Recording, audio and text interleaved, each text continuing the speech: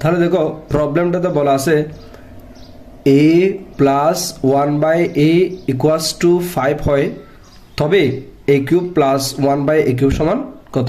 তো এই ধরনের অঙ্কগুলো আমরা চাইলে a cube plus 1/a cube সূত্র দিয়ে এখানে অঙ্কটা আমরা সমাধান করতেই পারি, কিন্তু আমরা একটা এখানে সহজ একটা ট্রিক্স ইউজ করব।